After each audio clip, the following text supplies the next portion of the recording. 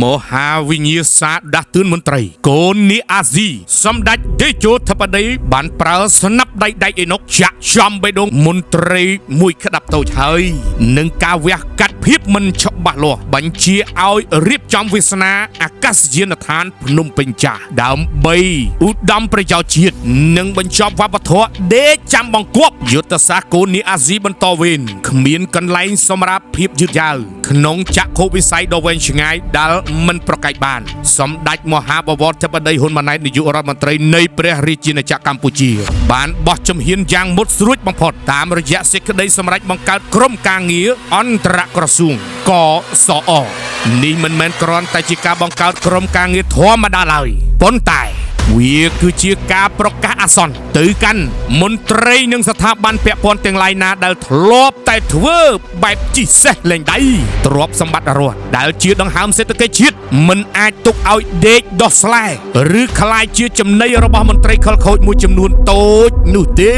ដោយពាក្យស្លោកមួយលើកឡើងថាទ្រព្យរដ្ឋគឺដង្ហើមជាតិបើបំរើមានស្នៀតគុំឆ្លៀតស៊ីចំណេញឲ្យសោះគួររំលឹកផងដែរថាការវះកាត់ភាពអសកម្មនិងការដាស់តឿនដល់ស្ថាប័នពាក់ព័ន្ធការប្រមូលផ្ដុំបញ្ញវន្តនិងអ្នកបច្ចេកទេសមកពីគ្រប់ទិសទីក្រោមក្រុមការងារកសអគឺជាយុទ្ធសាស្ត្របោសសម្អាតភាពស្ពឹកស្រពូនសម្ដេចធិបតីបានបង្ហាញថាសេចក្តីសម្រេចលើទ្រព្យរដ្ឋត្រូវតែឆ្លងកាត់ការសិក្សាត្រឹមត្រូវតាមបច្ចេកទេសមិនមែនសម្រេចតាមអារម្មណ៍ឬតាមការសោកប៉ាន់ក្រំទុកឡើយក្រសួងសេដ្ឋកិច្ចនិងហិរញ្ញវត្ថុត្រូវតែមានភ្នែកខ្លៅវាយតម្លៃទ្រព្យរដ្ឋឲ្យតម្លៃដល់មាសសន្លឹកដ៏សន្ធឹកសន្ធាប់នេះកុំឲ្យមានការលេចធ្លាយសំបីតែមួយរៀលសេនរដ្ឋលេខាធិការដ្ឋានអាកាសចរស៊ីវិលត្រូវបញ្ឈប់ការយល់ឃើញថាខ្លួនជាម្ចាស់ដីដែលមានសិទ្ធិផ្ដាច់មុខនោះប៉ុន្តែត្រូវសហការក្នុងនាមជាអ្នកបម្រើជាតិទាំងអស់គ្នា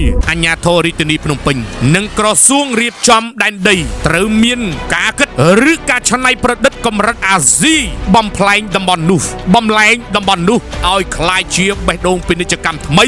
មិនមែនគ្រាន់តែជាការបែងចែកលោលក់ឡើយកុំចាំបាច់ទាល់តែទឹកដល់ច្រមុះទើបរៀនហែលទឹកកុំចាំសម្ដេចបញ្ជាផ្ទាល់មាត់ទើបញាក់រលឹកបំពេញភារកិច្ចនោះពលកតេបណ្ឌិតមគ្គទេសឯករបស់សម្ដេចបន្តវេនសកម្មភាពនេះបញ្ជាក់យ៉ាងច្បាស់ថាសម្ដេចធិបតីគឺជាកូននាអាស៊ីដែលមានរស្មីចាំងចែងនៅក្នុងព្រះរាជាណាចក្រកម្ពុជាល្បីរន្ទឺលើឆាកអន្តរជាតិដែលមានក្រញាំដាច់ថែបក្នុងការគ្រប់គ្រងដ៏មានប្រសិទ្ធភាពខ្ពស់លោកមិនទុកឲ្យទ្រព្យសម្បត្តិជាតិคล้ายជាទ្រព្យអសកម្មឡើយយុទ្ធសាស្ត្រនេះបានបាញ់ឆ្ពោះទៅរកគោលដៅ2ក្នុងពេលតែមួយទី1គឺការអភិវឌ្ឍប្រកបដោយឆៃរភាពនិងទី2ពង្រឹងវិន័យមន្ត្រីឲ្យដើរតាមល្បឿននៃបច្ចេកវិទ្យាដ៏ទំនើបនិងតម្រូវការជាក់ស្ដែងរបស់សង្គមជាតិគួរបញ្ជាក់ផងដែរថាការបង្កើតក្រុមការងារកសអដែលដឹកនាំដោយលោកឈៀងវណ្ណរិទ្ធគឺជាមេរៀនដ៏មានតម្លៃសម្រាប់មន្ត្រីគ្រប់លំដាប់ថ្នាក់នៅក្នុងព្រះរាជាណាចក្រកម្ពុជាមន្ត្រីពាក់ព័ន្ធត្រូវតែដឹងខ្លួនថាបើមិនកែតម្រង់ខ្លួនឯងទេអ្នកនឹងត្រូវយន្តការកែតម្រង់កិនកំតិចចោលហើយអាកាសយានដ្ឋានភ្នំពេញចាស់នឹងក្លាយជាសមិទ្ធផលប្រវត្តិសាស្ត្រថ្មីមួយទៀតដែលសបញ្ជាក់ពីកតេបណ្ឌិតដ៏ខ្ពង់ខ្ពស់របស់សម្ដេចមហាបវរធិបតីហ៊ុនម៉ាណែតក្នុងការដឹកនាំកម្ពុជាទៅរកភាពរុងរឿងជានិរន្តរ៍ជ័យយោកម្ពុជាអរគុណសន្តិភាពបងប្អូនទាំងអស់គ្នាបាទបើសិនជាចង់បាននៅរុក្ខជាតិបៃតងកុំភ្លេចជាមួយនឹងក្រុងធម្មជាតិឯសោះដែលមានទីតាំងនៅលើផ្លូវជាតិលេខ1ក្រោមផ្សារព្រែកឯងមានទាំងដើមឈើហូបផ្លែមានទាំងដើមឈើសម្រាប់មលុបសម្រាប់មុខនឹងគេហដ្ឋានផ្ទះវិឡា resort ឬក៏តាមការ៉ាសាំងឬក៏កាហ្វេ brand ក៏ដូចជាបងប្អូនដែលរៀបចំសួនតូចសួនធំឬក៏សម្រាប់ពុកម៉ែបងប្អូនដែលក្នុងផ្នែក interior design កុំភ្លេចឯសោះតម្លៃគឺក្រោមទីផ្សារ